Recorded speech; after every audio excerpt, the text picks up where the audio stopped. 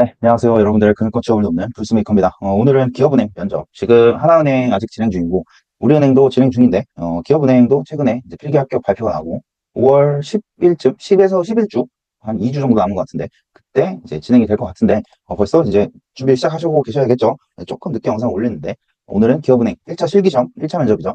1차 면접 가이드 영상을 제작하려고 하고 있습니다.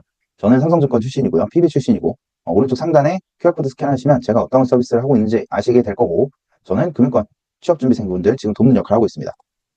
자, QR코드 스캔하시면 이런 게 뜨고요. 저는 크몽이랑 송보에서 활동하고 있고, 자소서 첨삭뿐만 아니라 제 1차, 2차 최종 면접까지 다 대비를 해드리는 이 코칭 서비스를 운영하고 있습니다. 자, 제 코칭 받아서 이제 취업 패키지라고 첨삭부터 최종 면접까지 한 번에 하는 서비스인데, 요거 이걸 통해서 합격하신 분들도 있고, 아니면 개별로 필요할 때마다 첨삭 필요하다, 뭐 면접 필요하다, 최종 면접 필요하다, 이때 단계별로 이렇게 저를 찾아오신 분도 있는데, 이렇게 많이 합격을 시켰어요. 그래서 올해 상반기에도 아마 뭐 이렇게 최종 합격자 광고 영상을 찍게 될 텐데, 어떤 분이 될지 저도 궁금하네요. 일단 제가 코칭 드리는 분들은 다 합격시킨다는 마음으로 저는 좀 도와드리고 있으니까 도움 필요하시면 저 찾아오세요. 자, 지금 요 영상이 지금 PT랑, 팀 PT랑 토론이랑 그 BI, 직무인성 면접 다 지금 커버를 할 거라서 조금 분량이 많을 거예요. 그래도 다 끝까지 보시면, 요거 영상 보시는 분들 중에 아마 신한은행이나 국민은행도 이 면접을 보셔야 되는 분들이 있을 텐데, 방금 오늘 지금 요 영상 4월 25일에 찍고 있는데, 약간 몇 시간 전에 신한은행 이 필기학교 발표가 나서 물어보니까, 이 기업은행 면접이랑 약간 그 일정이 겹치는 것 같아요. 근데 내용은 이 신한은행도 토론이랑 PT랑 그 다음에 직무인성 면접 이렇게 구성이 돼 있기 때문에 뭐 아마 국민은행도 합숙 면접이긴 한데 여기에 뭐 세일즈랑 그 다음 뭐 팀워크 프로그램 몇 가지 더 추가되긴 할 텐데 기본적으로 이 영상 보시면 신한은행이랑 기업은행 그리고 국민은행까지 대비를 하실 수가 있고요. 나머지 이제 뭐 세일즈나 이런 것들은 제가 이 영상 말고 이 직전이랑 뭐 몇 개 올려놨어요. 그 영상도 꼭 보시길 바래요. 안 보셨으면 그것까지 보셔야 다 이제 무료로 얻어갈 수 있는 정보들을 다 충실히 얻어가시는 거기 때문에 다른 영상도 꼭 시청하시길 바랍니다. 이 영상에서는 기업은행 이제 1차 실기 면접 대비 가이드 영상이고 얻게 되실 정보는 이렇게 진행될 거예요. 개인 PT랑 팀 PT 토론 이 진행 방식은 어떻게 되고 이 기출 주제들은 어떤 게 나왔고 그리고 올해 상반기에 PT 토론 어떤 문제 나올 것 같고 그리고 어떻게 준비를 하셔야 되는지 알려드릴 거고요. 그 다음에 직무인성 면접도 있죠. 이 자소서 기반 인터뷰를 하는데 뭐 어디서는 BI라고 하고 뭐 어쨌든 저는 BI라고 부를게요. 계속 검증 요소 뭐 어떤 질문이 나오고 어떤 질문 나왔고 합격 포인트는 뭔지 그거를 설명드릴 겁니다. 자, 일단은 기업은행 필기 이번에 엄청 어려웠다고 저 들었어요. 저는 직접 보진 않았지만 참고로 저 취준할 때는 기업은행 필기도 통과했어요. 당연히 뭐 저는 제 기준에는 원래 좀 재수없게 들릴지 모르겠지만 재수가 없나 봐. 재수 없다고 해. 그래, 인정할게. 내 기준에는 필기는 떨어지면 안 되는 거예요. 미안하지만. 근데 이번 필기만큼은 진짜 어려웠다고 하더라고요. 뭐 제 코칭생분들한테 다 물어봤는데 난리가 났어 그냥. 뭐 미쳤대. 근데 지금 합격 컷을 보니까 진짜 미친 시험이 왔더라고요. 합격 컷이 56인가? 57인가? 그런 것 같더라고요. 그래서 한 누구는 58점 받고 합격하고 59점 받고 합격하고 막 이랬더라고. 근데 아마 지금 이번에 기업은행 필기는 난이도 조절에 실패한 게 아닌가 싶긴 한데 뭐 어쨌든 뭐 비율로 뽑기 때문에 뭐 크게 상관은 없고 원래 기업은행 필기 컷이 한 70점 전후반대로 형성이 되는데 이번에 확 떨어졌어요. 아마도 이 서류 합격자들이 이번에 11,000명이 넘는다고 제가 들었는데 많았기 때문에 좀 변별력을 두기 위해서 이렇게 난이도가 높게 출제한 게 아닐까 싶긴 한데 그래도 너무 심했다. 그렇죠? 56이 뭐야 56. 불수능도 이렇게 안 나와. 불수능 뭐 수리 기준으로 아무리 어려워도 1등급 컷이 아무튼 네, 고생하셨어요. 이 필기 어려운 난이도로 나왔는데 필기 뚫으신 분들 일단 축하드린다는 말씀 드리고요. 자 이제 본격적으로 면접 준비 시작하셔야죠. 자, 뭐 정신 차려야지. 필기는 당연히 합격하는 거예요 원래. 해야 되는 거야 당연히. 떨어지신 분들은 이 영상 안 보겠지? 여러분들은 합격하시니 당연히 합격하는 거야 내 기준에. 그래야 뭐 취업을 하지. 필기도 못 들으면서 뭘 취업을 한다고. 라고 나는 생각해요. 지금 욕해도 돼. 뭐 어떡할 거야. 필기 원래 당연히 8배수인가? 몇 배수야 이거. 뭐 지금 신한은행은 8배수고 다른 은행도 한 3에서 5배수 정도 될 텐데 그거를 못 들으면 뭐 어떻게 합격을 하자는 건지. 그쵸? 우리는 합격했으니까 됐어. 자 일단은 우리는 첫 번째 고비를 넘겼다. 그래서 박수. 이 어려운 시험을 통과하시고 축하드려요. 하지만 필기 이제 시작이야 이제. 자 그래서 이 기업은행 1차 실기 면접 어떻게 구성되냐? 올해 2025년 상반기 기준으로 게임 PT 그리고 팀 PT 그리고 토론 그리고 인터뷰 BI고요. 작년 하반기에는 합숙으로 했던 걸로 내가 기억을 하는데 이번에는 합숙이 아니고 당일 면접으로 끝나요.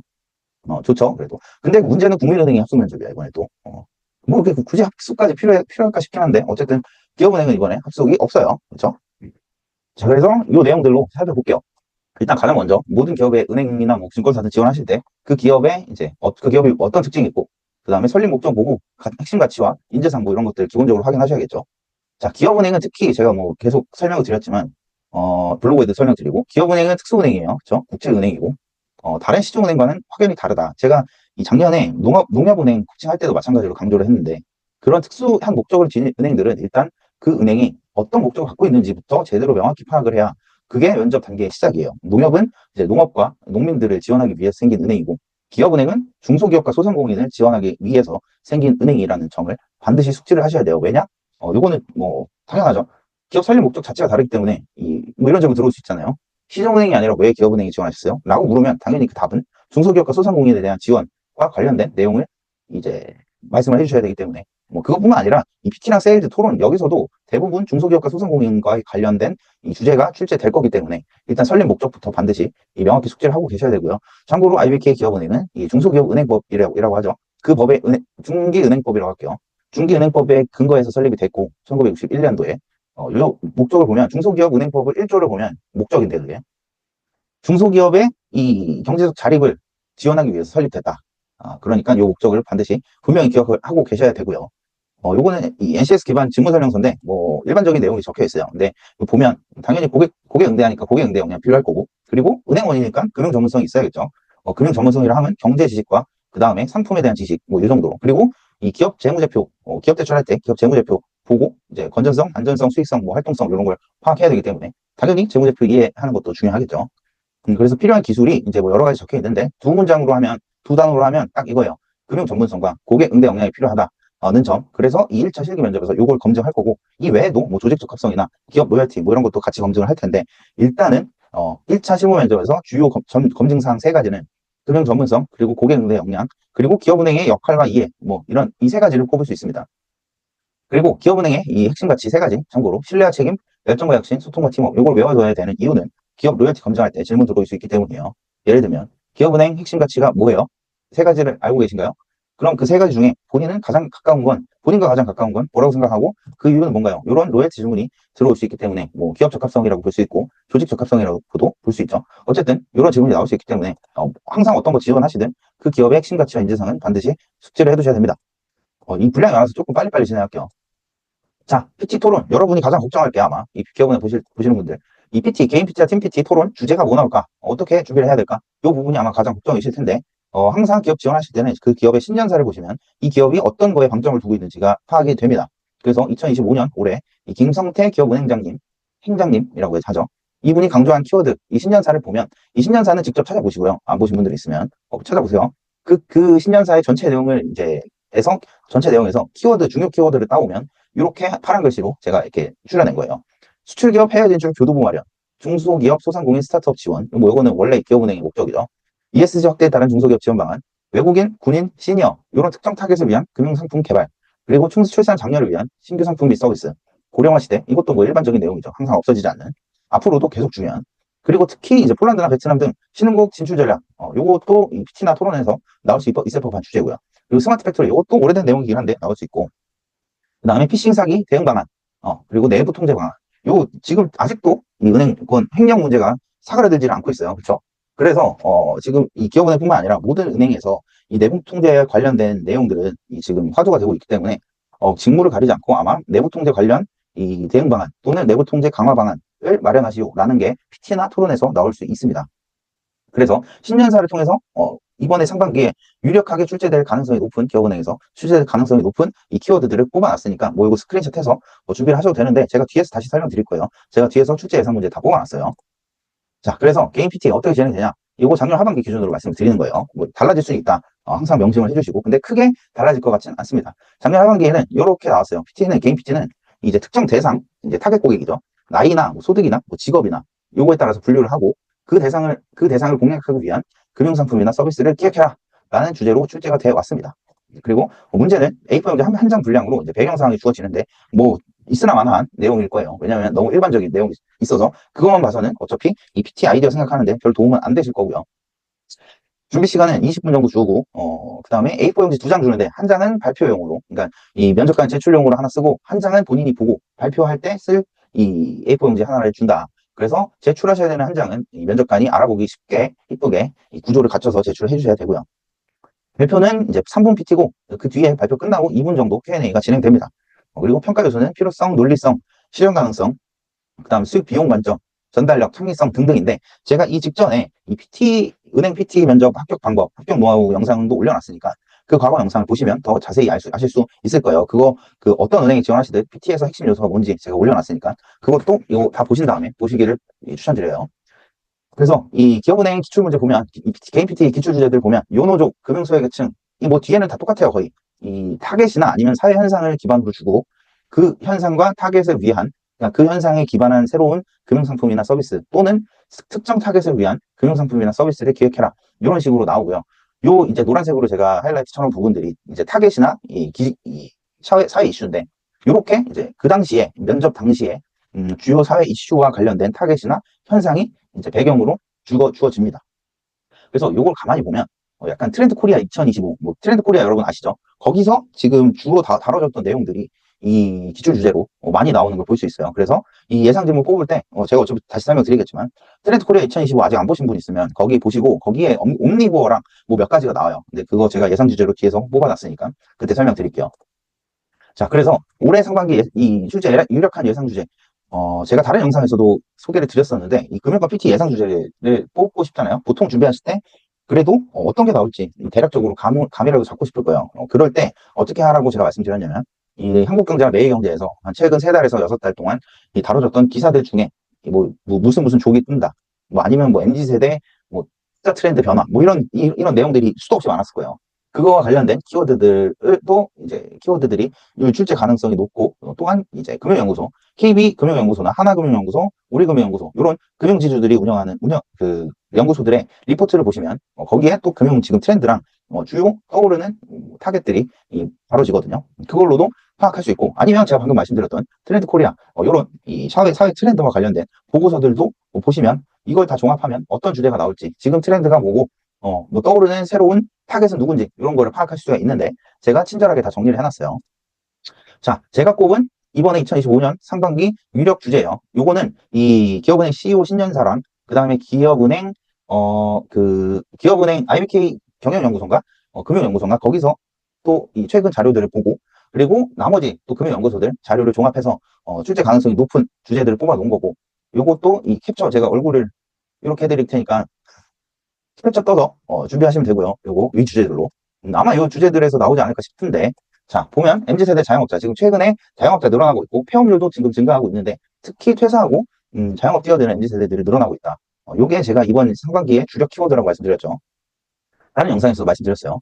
자, 그 다음에 이제 수출 중소기업 스타트업 지원 방안. 요거는 이제 트럼프 관세 정책으로 이제 글로벌 수출 기업들의 이제 애로사항이 생길 텐데 그런 상황에서 기업은행의 목적이 또 중소기업 지원이잖아요. 그렇기 때문에 이 수출 중소기업 이런 상황에서 수출 중소기업 스타트업 지원할 수 있는 방안 그리고 국내 거주 외국인 노동자, 국내 외국인 유학생, 그리고 국내 거주 외국인들 대상으로 한 신규 서비스 상품 기획. 요거는 실제로 작년 하반기에 시중은행에서도 나왔는데 지금 올해 신년사에서 기업은행 신년사에서 이 행장이 강조한 키워드 중 하나가 외국인이었어요. 그래서 이것도 나올 수 있다. 그리고 토핑경제 옴니부어 페이스테크 요거는 이 트렌드 코리아 2025에서 다뤄졌던 이 주제와 타겟과 현상들이기 때문에 요거 관련된 현상이 주어지면서 요 현상 하에서 기업은행의 금융상품 서비스 기획해봐라 라는 문제가 나올 수 있고 또 군인도 지금 그 행장이 강조한 키워드 중 하나예요. 그리고 시니어 요거는 뭐 일반적인 과거부터 계속 나왔던 주제고 2030 비혼주의자들을 위한 상품 기획 또는 신혼부부 또는 딩크족 이제 결혼했는데 자녀는 갖지 않겠다고 하는 이들을 대상으로 한 상품이나 서비스 기획하라 이런 것도 나올 수 있고요. 그리고 신흥국에 진출하는 중소기업 아까 제가 앞에서 말씀드렸죠. 폴란드나 베트남 같이 신흥국 벨트 진출 전략이 중소기업의 주력 사업 전략 중 하나이기 때문에 그거와 관련된 이 신흥국에 진출한 중소기업들 지원 방안 또 나올 수 있고 최근에 디지털 금융 범죄 아까 피싱 사기 뭐 이런 거 늘어난다 했죠. 디지털 금융 범죄가 증가하는 상황에서 이거 방지하기 위한 아이디어는 뭐냐 이런 것도 나올 수 있고요. 그리고 이 횡령 방지할 수 있는 내부 통제 필요성 강화. 참고로 이거는 AI 기술 활용해서 레그테크라고 들어보신 적 있을 텐데 안 들어보셨으면 한번 찾아보시고요. 레그테크를 활용해서 이 기업은행 내부 통제를 어떻게 강화할 수 있을까 이런 아이디어도 제시할 수 있는데 사실 이거는 디지털 관점에서 디지털 직무에서 조금 나올 법한 유력한 주제이긴 하지만 지금 은행권 모두 공통적으로 이 횡령이나 이 은행 내부 통제에 관련된 이슈가 주요 이슈이기 때문에 직무를 가리지 않고 나올 수 있다. 그리고 AI 에이전트 이것도 언뜻 보면 디지털 직무스럽지만 일반 행원한테도 나올 수 있다. 예를 들면 AI 행원과 이 일반 직원, 사람 직원 간의 시너지 방안, 또는 AI 에이전트를 활용해서 아이언뱅크의 신규 서비스를 개발해봐라. 이런 이 주제도 나올 수 있겠죠. ESG, 이것도 뭐 틀에박힌 트렌드긴 하지만 기업은행 행장이 강조를 한 부분입니다. 그리고 안 보이냐?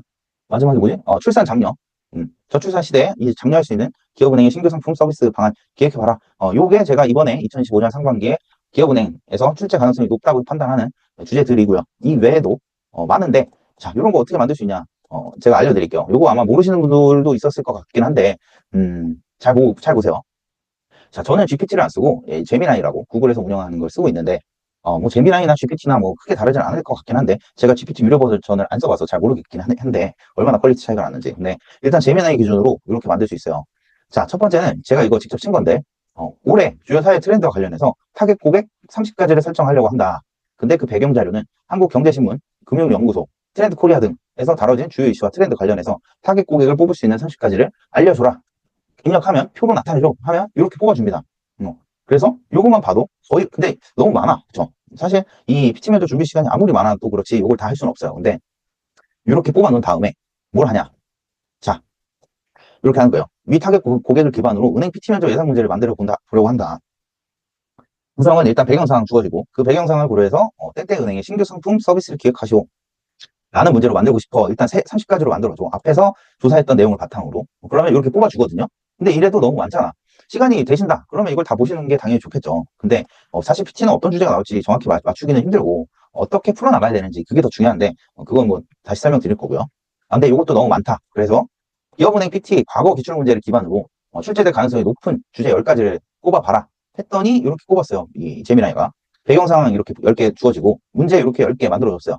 자, 문제 보시면 뭐 기업의 디지털 헬스케어 플랫폼 연계 중소기업 지원 방안 뭐 이런 거 되게 이 현실성 있죠, 주제가 문제들이. 그래서 여러분도 이렇게 뽑아두시면 되고 굳이 뭐 따로 뽑고 싶지 않다, 귀찮다 하시면 요거 그냥 캡처 떠서 준비하시면 돼요. 근데 아마 이 문제 퀄리티가 상당히 높아요. 실제 이렇게 출제될 법한 이렇게 출제될 가능성이 높거든요. 그래서 저도 이거 써보고 지금 처음 써봤어요. 저는 그 기존에는 원래 그냥 제가 리포트 다 분석해서 예상 주제를 직접 하나하나 만들었는데 그거와 비교했을 때 퀄리티 차이가 별로 나지 않아요. 그래서 여러분도 이렇게 한번 문제를 만들어 보시고 만들면 직접 혼자 해보거나 아니면 여기 이 면접 스터디 하시는 분들 많은 걸로 알고 있는데 그거 면접 스터디 때 이게 다 같이 나눠서 한번 각자 발표를 해보시는 것도 많이 도움이 될 거고 그걸로도 부족하다 싶으면 저를 찾아보세요. 저도 이제 여러분들 발표하는 거 보면서 이게 문제고 그렇게 하면 안 되고 이렇게 하셔야 된다 이런 가이드를 드리기 때문에 아마 면접 스터디도 도움이 많이 되겠지만 저는 이제 취업 전문가이기 때문에 특히 금융권 취업 전문가이기 때문에 이 취준생분들 학생들이 하는 거랑 차원이 다르겠죠. 그래서 도움 필요하시면 찾아오시되 여러분도 이런 거 해서 예상 문제 만들어 볼 수 있다. 되게 도움이 많이 될 테니까 한번 직접 해보세요. 간단해요 이거. 자, 그리고 GMPT 합격 요소 5가지. 제가 이 직전 영상에서 PT 가이드 영상에서 이제 다뤘던 내용들인데 이 영상에서는 그때 다뤘으니까 안 보신 분들 한번 보시고 거기서 자세히 설명하니까 지금은 간단하게 넘어갈게요. 일단 PT 면접 합격 핵심 요소는 일단 창의성은 최우선이라고 제가 말씀드렸습니다. PT가 끝나고 Q&A 시간에 오히려 더 이 지원자를 평가하는 항목이 될 거고요. 그 다음에 PT 자체의 논리성과 필요성, 요 아이디어가 왜 필요하고, 뭐 고객이나 회사에 어떤 도움이 되는지, 그리고 수익이나 비용 관점, 리스크 이런 거 고려를 하셔야 된다고 그랬죠. 그냥 아이디어, 고객한테만 좋은 아이디어는 이 비용 증가와 리스크로 이어진다고 제가 말씀드렸어요. 그렇기 때문에 아이디어를 생각하더라도 그게 과연 수익성이나 리스크 요인은 없는지 그런 거 고려를 하셔야 되고 그 다음에 전달력이에요. 여러분들을 평가하는 전 과정에서 여러분들의 모습을 보면서 이 사람은 은행에 입행하면 고객 응대를 이렇게 하겠구나 라고 이제 이런 관점으로 면접관이 평가를 하거든요. 그렇기 때문에 행원처럼 여러분들이 발표하는 모습 보면서 이 사람이 풍기는 분위기가 느껴질 거예요. 그 분위기가 은행원이랑 적합한지 이런 것도 중요한 포인트고요. 마지막으로 창의성. 창의성은 있으면 좋지만 대부분의 지원자는 창의성에서 변별력이 없습니다. 그렇기 때문에 나머지 4가지 요소가 더 중요하다. 창의성은 그렇게 중요한 게 아니다. 라고 다시 말씀드립니다. 자, PT 하실 때 항상 이 구조는 이런 방식으로 하시면 좋아요. 도입 부분 30초 정도, 뭐 간단하게 15초에서 30초 정도 자기소개하고 인사하고 전반적인 이 상황 설명하고 지금 주어진 상황 그리고 앞으로 어떻게 진행될지 이런 간단한 인트로 해주시고요. 그 다음에 이제 구체적인 서비스나 아이디어 3가지, 2가지 하셔도 되는데 3가지가 가장 안정적인 일반적인 합격자들의 이 스탠다드 이 아웃라인입니다. 그렇기 때문에 여러분들도 이 아이디어 3가지 정도는 제시를 해주시는 게 깔끔하고요. 마지막으로 이제 기대효과, 인트로와 마찬가지로 시간은 한 15초에서 30초 정도, 기대효과, 수익성이나 뭐 브랜드 이미지, 고객 만족, 뭐 이런 거 기대효과 제시를 해주시면 이 구조대로 PT를 하시면 됩니다. 자, 그리고 게임 PT 제가 면접 코칭하면 아직 제가 가이드를 드려도 어려워하시는 분들이 있던데, 자, 어떤 주제 나오더라도 이 아이디어가 되게 일반적이거나 참신하지 않은 이유는 결국에는 이 타겟 세분화가 안 됐기 때문이거든요.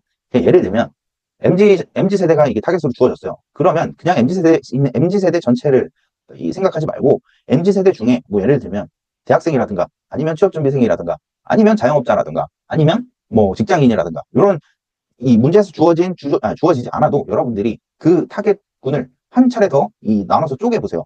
그러고 난 다음에 그 타겟의 입장에서 필요한 금융 서비스는 뭘까? 그 사람들이 원하는 건 뭘까? 일상생활에서 원하는 건 뭐고, 금융생활에서 원하는 건 뭘까? 이런 관점으로 접근하시면 타겟을 세분화할수록 아이디어가 구체화되는 걸 느끼실 거예요. 그러니까 제가 가이드 드리는 건 이 PT에서는 창의성은 결국엔 그래도 너무 제가 창의성은 중요하지 않다고 말씀드렸지만, 그래도 너무 뻔한 내용을 얘기를 하면 좀 별로잖아요. 차별성이 없잖아. 그 차별화 포인트를 주고 싶으면 이 타겟부터 세분화하세요. 타겟을 세분화할수록 여러분들의 아이디어는 구체화될 거예요. 그리고 남들과 차별화될 거고. 그래서 다시 한번 강조하지만 이 PT의 관건은 타겟 세분화다. 그리고 그 타겟의 입장에서 필요한 걸 생각해 보시는 게 이 PT 아이디어를 도출하시는 데 가장 도움이 될 거예요. 자, 그 다음에 팀 PT와 토론이에요. 작년 하반기 기준으로 팀 PT랑 토론은 이어서 진행이 됐고요. 한 묶음이에요, 한 묶음. 이거 뭐냐면, 팀 PT에서 이제 팀 PT가 5명이서 한 조를 구성을 하는데, 팀 PT를 진행한 다음에, 그 다음에 다른 주제로, 그러니까 같은 주제로 상반된 입장으로 찬반이 나눌 텐데, 주제가 이런 게 주어져요. 독신세 도입해야 되는가? 뭐 이런 게 주어지는데, 요거에 대한 PT를 하고 끝나면 토론이 진행되는데, 토론 때는 팀 PT 했던 찬성 입장과 반대로, 반대 입장으로 토론에 임해 주셔야 됩니다. 이번에도 똑같이 진행될지 아닐지는 확실하진 않아요. 근데 만약에 작년 하반기랑 유사하게 진행된다 하면 이렇게 진행이 될 거예요. 그리고 PT랑 토론이랑 요거는 뭐가 더 먼저 할지는 모르겠어요. 어떤 분은 PT를 먼저 하는 경우도 있고, 어떤 분은 토론을 먼저 진행하는 경우도 있는데, 어쨌든 팀 PT와 토론은 이 같은 주제로 찬반이 엇갈려서 한 번씩 진행이 된다, 이렇게 알고 계시면 되고요. 중재는 주로 이 경제나 시사 이슈에 관한 찬반을 나눌 수 있는 주제로 출제가 됩니다. 그리고 이제 제공되는 자료는 이제 주제와 관련된 기사나 뭐 통계나 논문, 뭐 법정 해외 사례 이런 게 주어지고요. 그리고 팀 PT 할 때 이제 찬성 입장, 반대 입장에서 이제 고르게 될 텐데, 그 고른 다음에 이 각자 역할 분담을 나누게 돼요. 그거 뒤에서 설명드릴게요. 그리고 팀 PT는 준비 시간 50분 주어지고, 토론은 준비 시간 5분이니까 조금 촉박할 수 있어요. 그 다음 발표 방식은 팀 PT는 5분, 그리고 토론은 35분 정도 진행이 됐다. 이번에도 똑같지는 모르겠는데, 크게 차이는 안 날 거예요. 그리고 이 팀 PT 하실 때 요 세부 내용 보시면 발표자랑 PPT 제작하는 사람, 그 다음 자료 요약하는 사람 이렇게 이 5명에서 한 조를 구성하게 되는데 각자 역할을 나누시게 될 거예요. 근데 요거는 따로 가이드는 주는 건 없고 따로 평가하지도 않고 발표만 평가하긴 하는데 그 전에 이제 팀 각자 조에서 각자 이렇게 5명에서 합의를 보겠죠. 뭐 발표하실 분, 뭐 아니면 PPT 만드실 분, 뭐 이런 거 할 거예요. 그때 이제 잘 싸우지 말고 역할 분담 잘 해주시면 되고요. 그리고 참고로 팀 PT와 토론은 조직 적합성 검증하기 때문에 중간만 가시면 돼요. 그게 무슨 의미인지는 다시 설명드릴게요. 그래서 이런 문제 나왔는데, 자, 팀 PT 할 때 일단 역할 분담 하셔야 된다. 발표, 자료 요약, PPT 제작. 크게 요 3가지 역할을 나누시게 될 건데, 아마 발표자가 가장 유리할 거예요. 왜냐면, 이 축구도 마찬가지고, 포워드가, 뭐, 호날두 같이 공격수가 가장 주목을 받게 돼 있어요. 발표도 마찬가지예요. PT도 마찬가지로 발표자가 가장 주목을 받게 될 확률이 높은데, 근데 양보할 상황에서는 양보하세요. 왜냐면 이 팀워크 면접, 여기선 지금 팀 PT와 토론인데 이 두 개 다 조직 적합성 검증하는 요소예요. 조직 적합성 검증 면접인데, 조직 적합성 검증 면접에서는 이 포지티브 셀렉션이 아니라 네거티브 셀렉션이에요. 그러니까 이 말이 뭐냐면 뽑아야 될 사람을 뽑는 면접이 아니라, 조직 적합성은 토론도 마찬가지고 걸러야 될 사람을 거르는 목적이에요. 이 면접은, 이 조직 적합성 면접은. 그러니까 막 욕심 부려서 무리하게 막 하다가 싸우지 말고, 그러면 다 떨어지는 상황이 발생하거든요. 그러지 말고 양보해야 될 상황이 있으면 먼저 양보하세요. 그래서 팀 분위기가 더 좋아지면 다 합격할 수 있어요. 그러니까 중간을 유지하라고 제가 말씀드리는데, 토론이나 이 조직 적합성 관련 면접에서는 발표하면 유리하긴 한데, 근데 만약에 충돌한다, 이 의견이 충돌한다, 그러면 본인이 양보하세요. 그거 양보한다고 떨어지고 그거 양보 안 한다고 붙고 하지 않으니까 제 말을 명심하세요. 이 개인의 능력을 보여주는 면접은 이 직무인성 인터뷰랑 그 다음에 개인 PT에서 발휘되는 거지, 팀 PT랑 토론에서 개인의 역량을 어필하는 자리가 아니에요. 거기는 다른 사람들과 어떻게 이 화합하고 잘 어울리냐. 그러니까 중간만 가라는 말을 명심을 하시길 바래요. 욕심 부리지 마. 네, 분명히 경고했어요. 팀 PT 할 때, 토론할 때 막 싸우고 욕심 부려서 막 나 뽑혀야 되니까 싸우고, 그게 아니라고 했어요. 다시 한번 마지막으로 강조하면, 팀 PT, 조직적 합성은, 네거티브 셀렉션이니까, 걸을 사람 거르는 거니까, 본인이 못나 보이지만 않으면 된다. 중간만 유지하세요. 알겠죠? 자, 여기서도 앞에서 마찬가지로 AI 활용해서 예상 주제 만들어 볼 수 있어요. 저 재미나이로 똑같이 해봤거든요. 2025년 토론 주제로 활용할 만한 주제 30가지 표로 나타내줘. 하니까 또르르르 뭐 1초도 안 돼서 나왔어요. 좋은 세상이야. 내가 첨삭할 때는 GPT 쓰는 거 절대 반대하지만 지금 이거 토론 주제 예상 문제 뽑을 때는 GPT를 적극 활용하시길 추천드려요. 아직 그 첨삭에서는 GPT가 할 수 있는 게 크게 많지는 않아요. 뭐 새로운 스토리 만들어줘 뭐 이런 거 해봤자 다 비슷비슷하거든요. 아직은. 근데 이 토론 그 은행 면접 준비하실 때 금융권 면접 준비하실 때 예상 주제 준비하는 거는 GPT를 충실히 활용하시면 좋을 것 같아요. 자, 그래서 이렇게 30가지 나타났고, 그리고 그 중에서 이제 과거 기업은행 토론 주제 고려해서 출제 가능성 높은 10개 추려달라 했더니 이렇게 뽑아줬어요. 이 재미나이가. 이 디지털 은행 지정 축소해야 되냐 말아야 되냐. 사실 이거는 뭐 일반적인 주제죠. 과거에도 계속 나왔던. 그리고 핀테크 기업의 금융시장 진출 확대되는 상황에서 은행 산업의 위기인가 기회인가, 위협인가 기회인가, 뭐 이런 거. 그리고 쭈루루룩 나왔는데, 괜찮은 주제들이에요. 근데 요거는 지금 거의, 뭐랄까, 경제 관련된 이 주제들을 좀 많이 뽑은 것 같은데, 이 재미나이가. 근데 기업은행에서는 경제와 관련된 게 아니어도 찬반 이슈가, 일반 시사 이슈가 나올 수 있기 때문에, 그거는 따로 이제 준비를 하셔야 되는데, 제가 이 PT 영상에서는, 지금 관련 영상에서는 포함을 안 시켰는데, 이 직전에 제가 다른 거 올린 거 있거든요. 아니면은 네이버에 불스메이커라고 치시면 제가 블로그에 예상 토론 문제 뽑아놓은 거 있어요. 거기 가서 확인하시면 되는데, 어쨌든 여러분도 이렇게 토론 주제도 예상해서 뽑을 수 있다. 예상 문제를. 그리고 이 팀PT와 토론은 한 번에 진행된다고 말씀드렸잖아요. 근데 팀PT를 먼저 하든 토론을 먼저 하든 뭘 먼저 하든 일단 이 내가 찬성이야. 그러면 반대 입장까지도 준비를 하셔야 됩니다. 당연하겠죠. 어차피 반대 입장에서 해야 되기 때문에 그것도 있고 이 PT나 토론 각각 진행할 때 이 상대방이 주장하는 근거에 대해서 반박 근거를 마련해두기 용기하고 미리 준비해두면 그리고 이제 그 반박에 대한 재반박까지 미리 시간이 된다면 미리 준비를 하시면 충분히 논리적인 이 토론과 TPT가 되겠죠.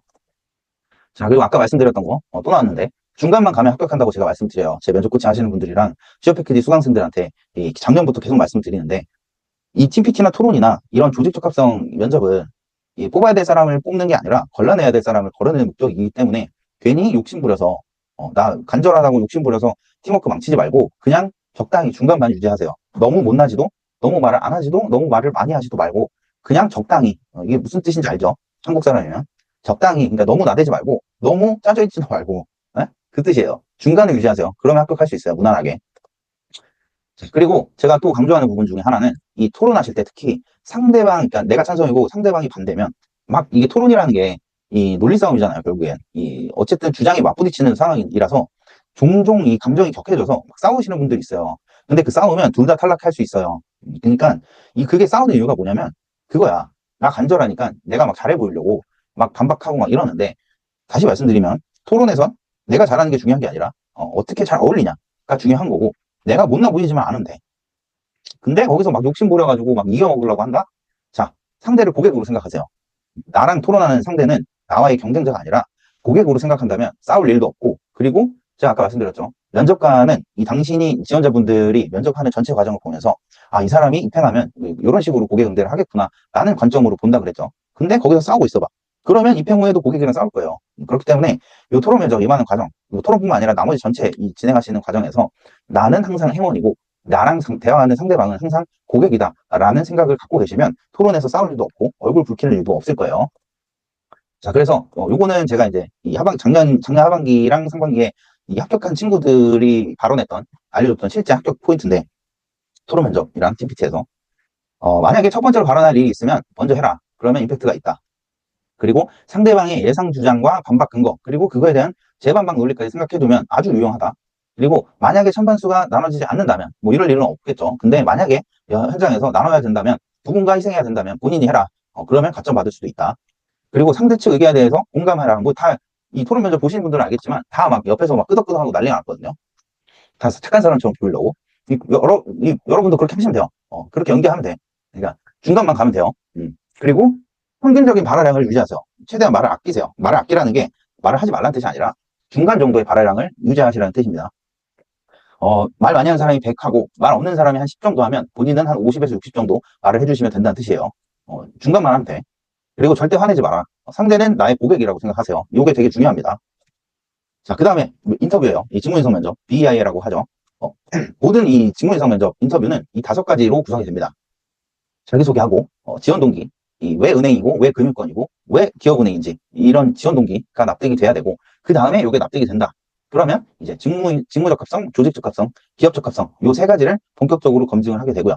그 다음에 이게 끝이 아니라, 자, 당신만의 차별점 뭐고, 우리가 왜 당신을 채용해야 되는지, 요거에 대한 이 어필도 해주셔야 되고요. 마지막으로 입사 후에 미래가 기대되는 사람인지, 보통 입사 후 목표가 뭐예요? 뭐, 입사 후에 포부 한마디 해주실래요? 뭐 이런 것들. 미래가 기대되는지, 이 5가지가 모두 완벽하게 돼야 합격률이 높아진다.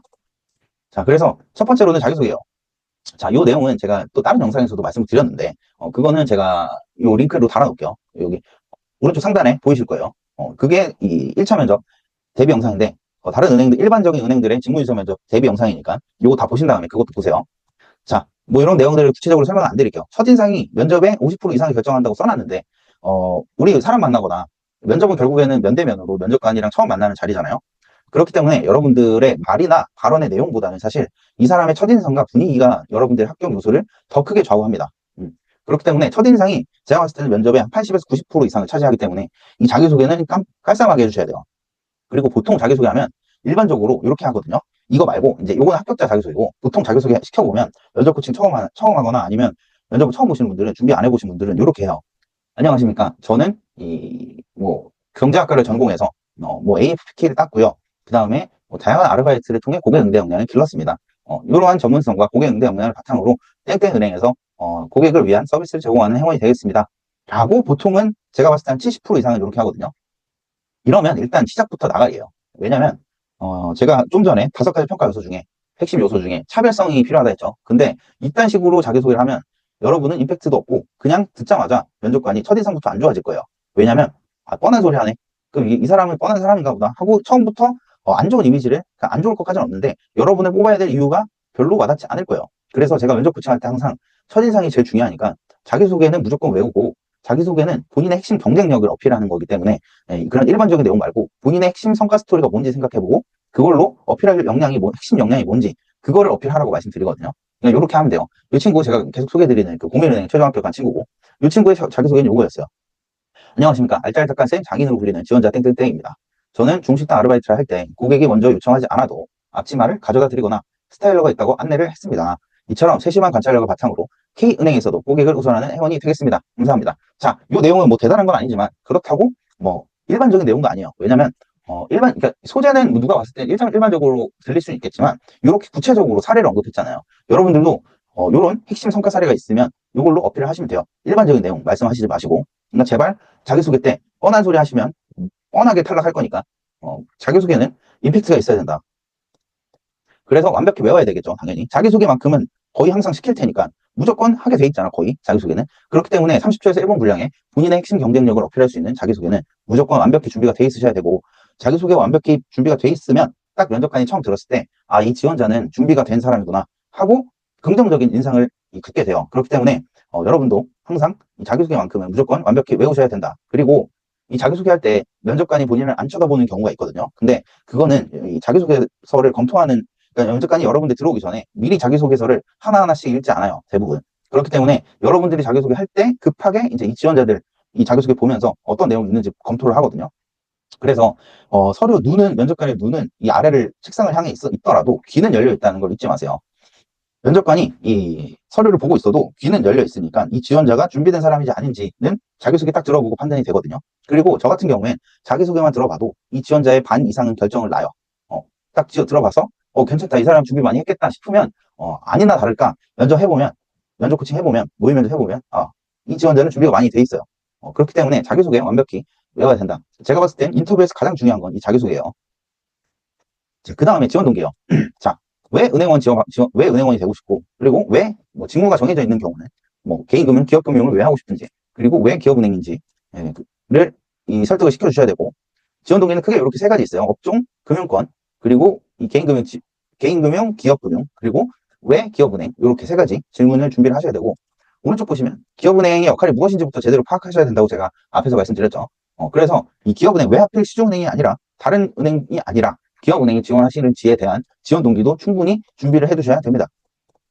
자, 실제로 기업은행 기출문제 볼게요. 이 인터뷰 기출문제고 이런 것들 물어봤어요. 어떤 계기로 회원이 되고 싶었나요? 언제부터 회원을 꿈꿨냐? 그리고 타행 인턴 경험이나 뭐 타행 뭐 서포터즈 경험이 있는데 왜 그 은행에 지원 안 하고 기업은행 지원하냐? 그리고 이 이력 보니까 뭐 투자사 운용사도 있고 뭐 증권사 인턴도 있는 것 같은데 왜 증권사 아니라 은행에 지원하냐? 그리고 왜 시중은행이 아니라 하필 기업은행이냐? 그리고 제가 이거 파란색으로 강조 표시해놨는데 지금 혹시 이거 보고 계시는 분들 중에 이직을 하시는 분들이 있을 거예요. 기업은행. 그러니까 다른 뭐 기업이나 다른 비금융권이나 금융권에 근무를 하고 있는데 근데 기업은행에 이직하려고 지금 지원하시는 분도 있을 거예요. 그분들은 이 이직 사유를 설득을 시켜주셔야 되는데 이 생신입보다 많이 불리합니다. 왜냐하면 일단 기본적으로 기업은 지금 요즘 트렌드는 중고 신입을 선호하지 않아요. 왜냐면 제 경험상으로도 그렇고 한 번 이직하면은 거기서 다시 이직하거든요. 보통 제 경험상은 한 번 이직하는 사람은 한 번도 이직하지 않는 사람이 있어도 한 번만 이직하는 사람은 저는 보지를 못했어요. 아직까지. 그렇기 때문에 이 중고 신입을 뽑는 건 기업 입장에서 상당히 리스크가 큰 작업입니다. 왜냐하면 어차피 뽑아놓으면 다시 나갈 거기 때문에 그런 생각을 갖고 있거든요. 그렇기 때문에 여러분들이 왜 이 기업은행에 지원했고 이 기업은행에 들어오면 나가지 않을 사람인지에 대한 이 납득을 시켜주셔야 돼요. 자, 그래서 만약에 중고 신입이나 이직하시는 분들은 제 말을 잘 들으셔야 되는데 자, 이분들이 가장 어려운 부분은 이걸 거예요. 왜 이직하세요에 대한 납득을 시켜야 되는 거. 근데 제 이 면접 코칭 경험상, 잘 들으세요. 이직하시는 분들은 되게 만들어진 답변을 하시게 되는데, 예를 들면, 더 뜻깊은 일을 하고 보람을 느낄 것 같아서 이런 소리를 하고 있는데, 그거는 신입 입장에서나 통하는 거고, 이 경력직 이직하시는 분들은 그렇게 접근을 하시면 안 돼요. 물론, 어차피 경력직 이직하는 사연은 두 가지밖에 없거든요. 하나는 돈, 다른 하나는 평판이에요. 이 두 가지밖에 없어, 대부분은. 그러면 차라리 그걸 솔직하게 어필 하시라고 저는 말씀을 드리거든요. 면접 코칭 때. 근데 요 가이드를 드려도 솔직하게 이 지원 동기를 오픈하시는 이 경력직 분들이 거의 없어요. 근데 더 중요한 건 뭐냐면 그렇게 거짓으로 만들어낸 답변을 해서 탈락하는 경우가 거의 99%거든요. 이 경력직 하시는 분들은. 경력이직, 그러니까 중고신입 분들은. 그러니까 중고신입 분들은, 제가 가이드 드리는 건 괜히 그냥 어줍지 않은 만들어낸 답변 하지 말고 그냥 본인의 솔직한 이직 사유를 밝혀주세요. 그게 오히려 진정성이 있고 오히려 납득이 될 수 있으니까 뭐 돈을 더 많이 줘서 이직하는 게 나쁜 것도 아닌데 그걸 왜 말을 못하는지 모르겠어. 물론 듣기 거북하지 않게 이 말씀을 해주셔야겠죠. 근데 솔직하지 못하고 그냥 계속 만들어낸 답변만 한다? 이렇게 더욱이나 면접관이 납득이 안 되면 한번 다시 물어볼 거예요. 그러니까 왜 대체 여기 다니시는데 기업은행 이직하려고 하시냐고요. 이거는 본인한테 기회를 주는 건데 거기서도 끝까지 만들어낸 답변으로 시종일관 임하신다면 여러분은 그 면접관을 납득시킬 수 없을 거예요. 그렇기 때문에 이 경력 이직하시는 분들, 중고신입 분들만큼은 신입은 얘기가 좀 달라요. 신입은 좀 만들어내도 돼요, 지원 동기를. 근데 물론 안 만들어내는 지원 동기가 가장 좋고요. 진솔한 지원 동기. 근데 신입은 그나마 그냥 만들어낸 지원 동기로도 뭐 끄덕끄덕 할 수 있어요. 근데 중고신입 분들 솔직하게 진정성으로 승부 보시라고 제가 강조드립니다. 요거는 제 이 경험 데이터 상으로 말씀드리는 거예요. 자, 그 다음에 지원 동기가 이제 본격적으로 마무리가 되면 그 다음에 세 가지 검증 요소를 검증합니다. 직무적합성, 조직적합성, 기업적합성 이렇게 검증을 합니다. 자, 직무적합성은 이 사람이 은행원에게 필요한 역량이 있는가? 그리고 조직적합성은 이 사람은 함께 일할 만한 사람인가? 이 기업은행에서는 팀 PT랑 토론이 되겠죠. 그 다음에 기업적합성, 요거는 인터뷰에서 검증을 할 건데 이 사람은 기업은행의 핵심 가치나 기업 문화에 부합하고 이 기업은행에 대한 로열티가 있는가? 그러니까 뽑아놓으면 금방 퇴사하지 않을 사람인가? 요걸 봅니다. 그래서 그러니까 모든 기업이 지원자를 평가할 때 이 세 가지 이 평가 요소로 평가를 한다. 자, 커피 좀 마실게요. 목이 아파. 지금 이 영상에서 기업은행 개인 PT, 팀 PT, 토론, 그 다음에 인터뷰까지 다 설명을 드려야 되기 때문에 내용이 좀 많을 거예요. 시간도 좀 길고.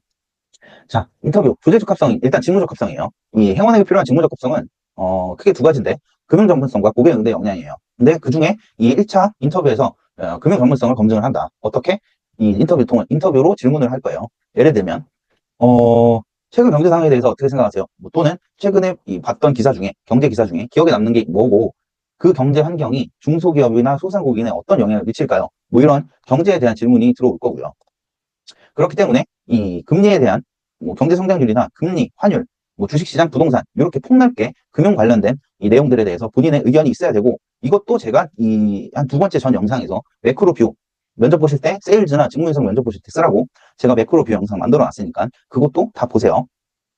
그래서 이 뷰를 기반으로 당신이 이 기업금융 담당자라면 또는 개인금융 담당자라면 이 고객이 찾아왔을 때 지금 같은 경제 상황에서 어떤 포트폴리오를 구축할 거고 어떤 이 자산관리 서비스를 제공할 거냐, 또는 기업 대출이라면 어떤 이 기업 대출 상품이나 뭐 어떤 자금 조달 방안을 수립할 거냐, 이런 거 질문 들어올 수 있으니까 준비를 해 놓으셔야 됩니다. 이걸 할 수 있으려면 경제에 대한 본인의 뷰가 필요하겠죠. 그 다음에 이 기업은행이 무슨 역할을 하고, 그 다음에 은행이 무슨 역할을 하고, 은행에 취급하는 상품이나 서비스가 뭐 있는지 제가 면접 코칭 해보면 요거조차 아직도 개념이 명확하지 않은 친구들이 많아요. 그런데 이 기업은행 홈페이지 들어가면 이 하나하나 있거든요. 금융상품 카테고리 들어가면 은행이 취급하는 게 뭐뭐 있고, 뭐 예를 들면 실제 기출 질문 중에 이런 게 있었어요. 비이자 이익을 그럼 강조해야 되는데, 그러니까 상황은 이거예요. 경제 상황이 이 금리가 떨어지면서 은행의 예대 마진이 축소되는 상황이다라고 이제 지원자가 말을 한 거예요. 그래서 면접관이 이렇게 얘기했어요. 그러면 은행이 취급하는 이 상품 중에 비이자 이익을 담당하는 상품이 뭐예요? 물어봤는데 이 지원자는 몰라요. 그게 떨어졌어요. 그게 무슨 뜻이냐? 이 지원자는 은행업에 대한 이해가 없다는 뜻이에요. 그러니까 만약에 지금 이거 보고 계신 분들 중에 은행의 비이자 이익을 창출하는 요소를 아는 대로 설명해 보세요 했을 때 3가지 이상 말을 못한다. 그러면 은행업에 대한 이해가 없는 거기 때문에, 부족하기 때문에 기업은행 홈페이지 들어가서 이 개인 카테고리, 기업은행, 기업금융 카테고리, 개인금융 카테고리가 있는데, 그거 외에도 금융 서비스들 있는데 하나하나 클릭하면서 은행이 이런 거 하는구나, 이런 거 하는구나 라고 파악해 두셔야 되고, 그리고 기업은행만에 제공하는 서비스들이 있어요. 뭐 예를 들면 창공이라든가 IBK 박스, 지금 말하는데 이게 뭐지 하시는 분들은 심각한 거예요. 빨리 면접 코칭을 나한테 받든가 아니면 공부를 시간 투입을 많이 하셔야 돼요. 그래서 다시 정리하면 이 기업은행이 취급하는 상품이랑 서비스는 뭐 있고, 기업은행의 역할은 뭔지 이 내용들을 보시면 하나하나 클릭해서 중소기업은 이런 뭐 중소기업 대출 이런 것도 하는구나, 뭐 아니면 중소기업을 위한 이런 서비스도 하는구나, 이런 내용들을 파악을 해두셔야 당연히 뭐 기업은행의 역할, 직무적합성 관련 질문 들어왔을 때 예를 들면 기업은행이 취급하는 상품 중에 기억나는 게 뭐 있어요? 뭐 이런 질문 들어오면 대답을 할 수 있겠죠. 또는 기업은행이 어떤 역할을 한다고 생각하세요? 뭐 이런 것도 물어볼 수 있겠죠. 이런 거 답하려면 기업은행이 뭐 하고 있는지는 알아야 대답을 할 수 있으니까 꼭 기업은행 홈페이지 들어가서 내용 찾아보시길 바래요. 그 다음에 기업은행 관련 기사 스크리닝도 필요합니다. 지금 제가 이거 만들기 전에 간단하게 또 다시 기업은행 이 관련 기사를 조사를 했는데, 중기대출 점유율 24% 돌파했고, 그 다음에 당기순이익이 역대 최대다. 8,142억 원 1분기 역대 최대다. 중기대출 시장 점유율 1위죠. 요거 부동의 1위고, 그 다음에 소상공인 맞춤형 성장 프로그램도 개시를 했고, IBK 창공이죠. 뭐 이거 아셔야 되는데, 요거 또 뭐 올해도 개최를 한다. 뭐 CES인가? 뭐 어떤 박람회 같은 거에서 개최를 한다는 내용이었던 것 같은데 제가 자세히는 안 봤어요. 어쨌든 이런 거 하나하나 또 이 구글이나 네이버에 기업은행 치시면 쭈루룩 나올 텐데 그 내용들도 하나하나 숙지를 해주셔야 돼요. 그리고 제가 이 1차 직무적합성, 1차 인터뷰에서 직무적합성을 검증한다 그랬는데 그 중에 금융 전문성을 검증한다 그랬죠. 실제 이런 질문이 나왔어요. 요거는 기업은행뿐만 아니라 다른 시중은행들에서도 출제될 수 있는 질문들이에요. 이미 나왔던 질문들이고 이런 거 나와요. 지금 고객 와서 달러 사도 되냐, 팔아야 되냐, 뭐 특히 중소기업은 수출입은행, 아니 수출입 기업 고객 찾아와서 이런 질문 할 수 있겠죠. 지금 달러가 뭐 어떤 수준인지, 앞으로 더 떨어질지 오를지에 대한 의견을 물어본다든가, 이런 거 물어보면 어떻게 응대할 거냐, 아니면 뭐 은행이 비이자 이익을 확대할 수 있는 방안이 뭐냐, 또는 그런 고객 찾아와서 투자 포트폴리오 수립해달라면 어떻게 수립할 거냐, 뭐 이런 질문들에 대답을 할 수 있으려면 당연히 이 경제 상황에 대한 매크로 뷰가 있어야 되고, 그리고 은행이 취급하는 이 다양한 금융 상품이 어떤 게 있는지 알고 계셔야 되기 때문에 제가 앞에서 요거 하라고 말씀드린 거예요. 홈페이지 들어가서 상품 설명서 하나하나씩 보고 모르면 이런 게 있네 하고 공부를 해두셔야 된다는 뜻입니다. 자, 그리고 조직적합성이요. 방금까지는 직무적합성이고 이제 조직적합성인데, 이 조직적합성은 팀 PT랑 토론에서도 검증을 하지만 인터뷰 때도 검증을 할 수 있습니다. 그래서 이 사람이 함께 일할 만한 사람인지, 인성에 문제가 없는지 검증하는 건데, 기본적으로 팀 PT나 토론에서 조직적합성이 검증이 되기 때문에 인터뷰에서는 조직적합성 내용이 비중이 크지는 않을 거라고 저는 생각을 하는데, 그래도 나올 수 있다. 근데 걱정하지 않으셔도 돼요. 일반적으로 인성에 문제가 없으면 이런 조직적합성 검증 질문은 별로 이것 때문에 떨어질 일은 별로 없다. 아주 인성이 안 좋지 않는 이상. 토론 면접도 마찬가지고. 자, 그래서 이런 질문 들어와요. 상사가 좋아할 것 같은 신입 직원 누구냐? 금융 자격증 많은 사람, 또는 가진 거 없지만 열심히 하겠다는 사람. 뭐 이런 질문 들어오고, 고객이 우리은행이야, 기업은행이 들어왔을 때 어떤 분위기를 회원에게 기대할 것 같냐? 뭐 또는 타인과 갈등을 겪었던 적이 있냐? 뭐 예를 들면 이런 거 나오고, 그 다음에 입사하면 어떤 선후배 기억되고 싶냐, 뭐 상사의 부당한 지시를 받으면 어떻게 대응할 거냐, 팀워크가 뭐냐, 이런 게 다 이 조직적합성 질문인데, 일반적으로 이제 상식을 갖추고 대답을 한다면 크게 어렵지는 않을 거고, 여기서 탈락하면 본인은 뭐 조직적합성이 부족하거나 아니면 준비가 부족하거나 그렇게 되겠죠. 근데 일반적인 지원자들은 이 조직 적합성 때문에 떨어지지는 않는다. 다른 것 때문에 떨어지죠. 보통 직무 적합성이나 아니면 기업 로열티가 없다든지. 자, 그 다음에 기업 적합성이에요. 자, 이 요즘 특히 MZ세대들이 아무리 좋은 기업을 들어가도 금방금방 퇴사하기 때문에 이 기업 입장에서는 오래 다닐 사람을 찾아야 됩니다. 그렇기 때문에 요 페이지의 내용은 신입사원 한 명 뽑는데 만약에 중간에 퇴사하면 비용이 1억이 넘는다는 뜻이에요. 그러니까 기업 입장에서 한 명 뽑아놨는데 퇴사하면 비용이 1억이 넘어요. 그렇기 때문에 오래 다닐 사람이 필요하겠죠. 그렇기 때문에 로열티를 검증을 합니다. 자, 기업은행, 모든 기업들이 지금 마찬가지인데, 이 뽑아놓으면 걱정하는 부분이 금방 퇴사할까봐. 금방 퇴사하면 비용이고, 그리고 이 좋은 인재지만 우리 기업 문화와 안 맞으면 또 어떡하고, 뭐 우리 회사를 정말 좋아하고 입사하는 사람인지, 이런 로열티나 인재상, 그리고 핵심 가치 부합 여부, 이런 것들을 검증하는 게 기업 적합성이에요. 그리고 질문들은, 질문 보기 전에 일단, 그렇기 때문에 이 기업 로열티를 본인이, 이 기업 로열티는 쉽게 말하면, 저는 기업은행에 꼭 들어가고 싶습니다. 저는 기업은행 아니면 안 돼요. 너무 들어가고 싶어요. 이런 걸 어필하셔야 되는데, 이런 걸 어필 어떻게 할 수 있냐? 자, 이런 걸로 물어봅니다. 기업은행의 최대 주주가 누구예요? 라고 물어보면, 지금 당장 대답을 하실 수 있는 분, 손 안 될 거죠, 어차피. 대답을 만약에 못한다. 그러면 본인은 평소에 기업은행에 그렇게 큰 관심이 없었던 사람이지. 바로 나오죠. 이런 식으로 검증을 할 수 있거든요. 그러니까 기업은행의 모든 것들을 파악해 두셔야 돼요. 특히 기본적으로 어떤 기업에 지원하든 그 기업의 사업보고서, 영업보고서, 그리고 관련 기사들은 꼭 검토를 해 두셔야 됩니다. 이런 것까지 알아야 되나 싶은 것도 파악을 해놔야 돼요. 뭐 예를 들면 이런 거 물어볼 수 있어요. 기업은행이 지금 해외 진출 전략을 강화하고 있는데 지금 기업은행이 진출하지 않은 국가 중에 어느 나라에 진출해야 되나요? 라는 질문이 들어왔었고 이걸 대답하려면 진출하지 않은 국가에 대해서 알고 있었어야 되겠죠. 근데 평소에 기업은행을 관심이 많고 그리고 기업은행에 꼭 들어가고 싶은 사람이라면 조사를 해놨을 거예요. 그죠? 그러니까 여러분들도 기업은행에 꼭 합격하고 싶다면 이런 사업보고서, 영업보고서, 기사 그리고 뭐 유튜브가 됐건 뭐 기업 홈페이지에 들어가는 것도 마찬가지고 모든 거를 파악해 주셔야 됩니다. 어떤 질문이 로열티 검증으로 들어올지 모르기 때문에 그리고 되게 들어가고 싶으면 당연히 이런 거 다 알아두겠죠.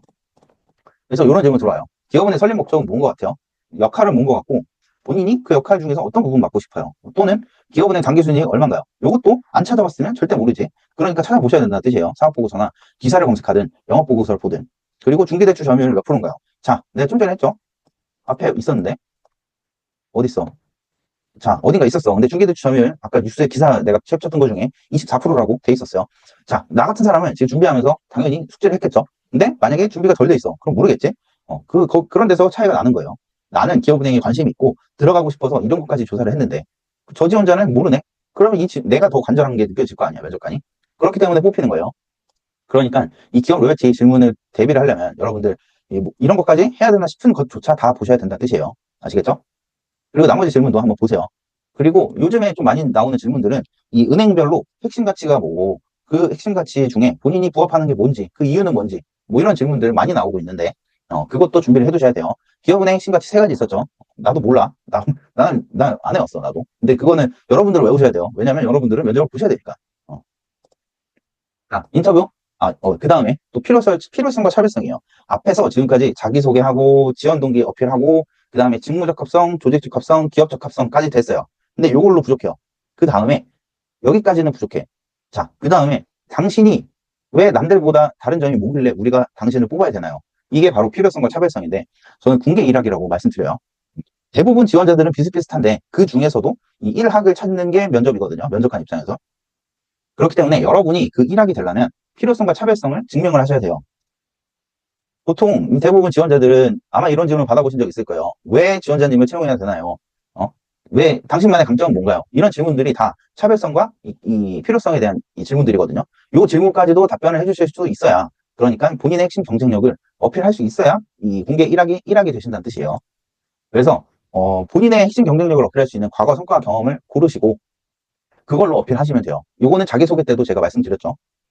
자기소개 때 이 본인의 핵심 성과, 핵심 경쟁력을 어필하는 시간인데 이 차별성과 이 필요성과 차별성 질문에서도 마찬가지고 본인의 핵심 경쟁력을 보여줄 수 있는 성과 사례를 어필하시면 됩니다.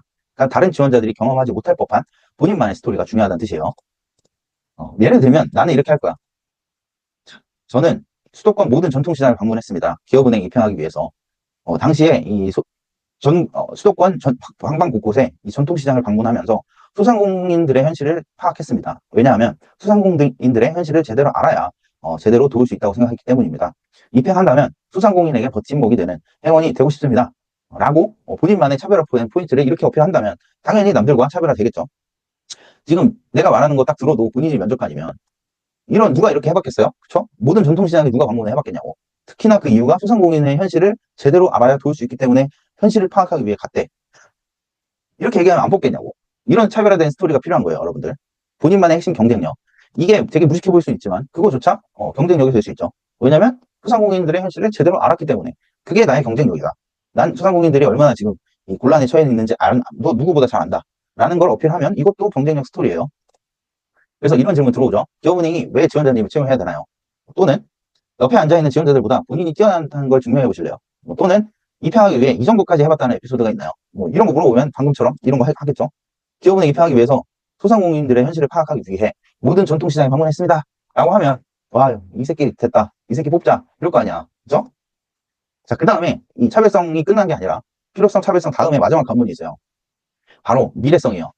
이 사람이 입사한 다음에, 입행한 다음에 계속 성장해 나갈 사람인지, 미래가 기대되는 사람인지에 대한 이 검증까지도 돼야 완벽한 채용 합격 기준이 될 거예요.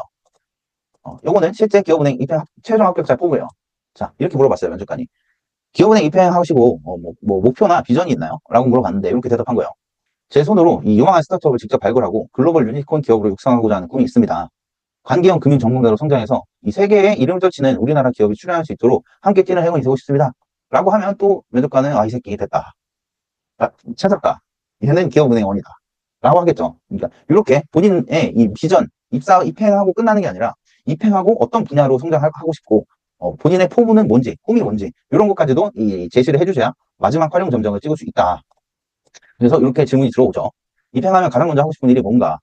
단기, 중기, 장기 목표가 있냐? 기업은행에서 이루고 싶은 꿈이 있냐? 또는 다른 부서로 발령나면 어느 부서 가고 싶냐? 이런 질문들 다 입행 후에 어떻게 할 것인지에 대한 질문들이에요. 그러니까 이 미래성까지도 입증을 시켜주셔야 마지막으로 이제 점정을 찍을 수 있다. 자, 정리하면 직무인성 인터뷰의 합격 5개명은 이 5가지예요. 왜 당신이 필요의 개명, 왜 당신을 채용해야 되는지에 대한 납득을 시켜주셔야 되고요. 그 다음에 직무 조직 기업 적합성이 있는 사람인지 이 각각에 대한 내용은 따로 말씀 안 드릴게요. 사실 앞에 설명드렸기 때문에. 그 다음에 진입장벽. 방금 했듯이 군계 일학을 찾는다, 기업은. 그렇기 때문에 당신이 다른 지원자들과 어떤 경쟁력, 차별화된 경쟁력이 있는지를 어필을 해주셔야 된다.